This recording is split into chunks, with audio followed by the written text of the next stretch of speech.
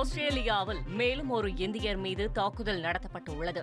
மெல்பர்னில் வசித்து வரும் சௌரப் ஆனந்த் என்பவர் கடந்த 19ஆம் தேதி மருந்தகத்திற்கு சென்றுவிட்டு வீடு திரும்பும் வழியில் 5 சிறுவர்கள் கொடூர தாக்குதல் நடத்தியதாக அதிர்ச்சி தகவல் வெளியாகியுள்ளது.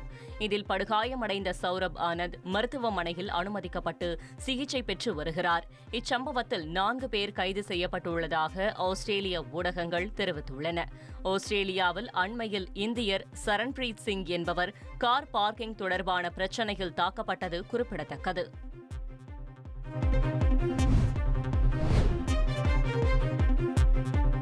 தென்கிழக்கு ஐரோப்பாவில் அமைந்துள்ள அல்பேனியாவில் காட்டுத்தீயை அணைக்க தீயணைப்பு வீரர்கள் மற்றும் ஹெலிகாப்டர்கள் தொடர்ந்து போராடி வருகின்றனர்.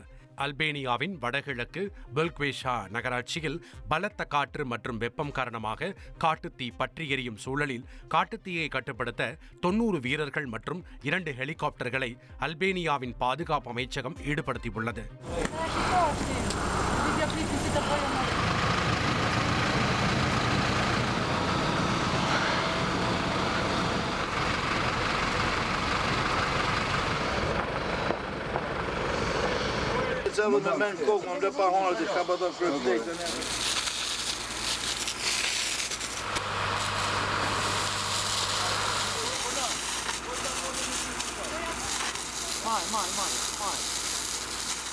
டெல்வின் பகுதியில் காட்டுத்தீயில் சிக்கி 3 பேர் காயமடைந்த நிலையில் 2000க்கும் அதிகமான மக்கள் வெளியேற்றப்பட்டனர்.